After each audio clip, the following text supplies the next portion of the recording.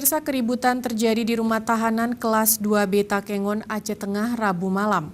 Keributan dipicu karena sejumlah narapidana dan tahanan tidak terima dengan sistem peraturan rutan yang dinilai para napi sangat ketat.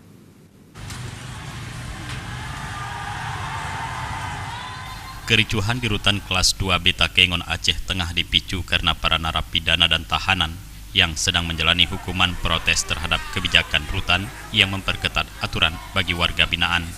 Para narapidana menuntut hak mereka sebagai warga binaan, baik izin dan remisi dari rumah tahanan sebagaimana mestinya tanpa adanya dilakukan pemilihan sesuai dengan aturan yang berlaku.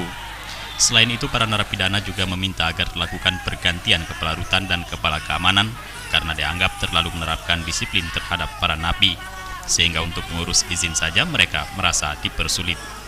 Selama ini narapidana di rutan Takengon merasa lebih mudah mendapatkan izin keluar dengan kepala rutan yang lama yang telah dipindah tugaskan ke Padang daripada dengan kepala rutan yang baru menjabat dalam beberapa bulan terakhir.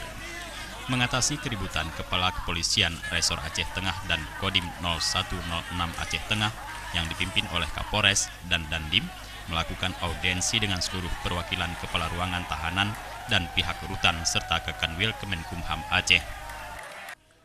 Kayaknya ada rembesan dari hak warga binaan yang banyak terkendala, terhalang, jadi belum diberikan.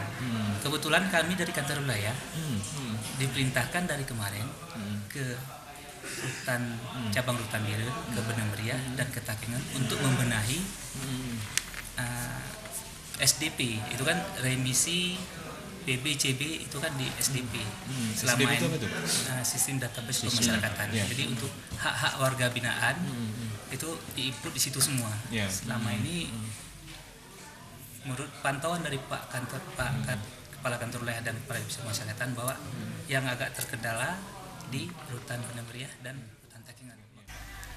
Akibat keributan ini, para napi sempat melakukan pembakaran baju dalam tong sampah yang berada di kawasan lapas, namun berhasil ditenangkan oleh aparat kepolisian dan TNI.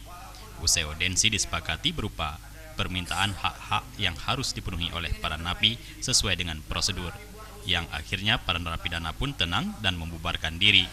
Dari Aceh Tengah, Tim Liputan Aceh TV melaporkan.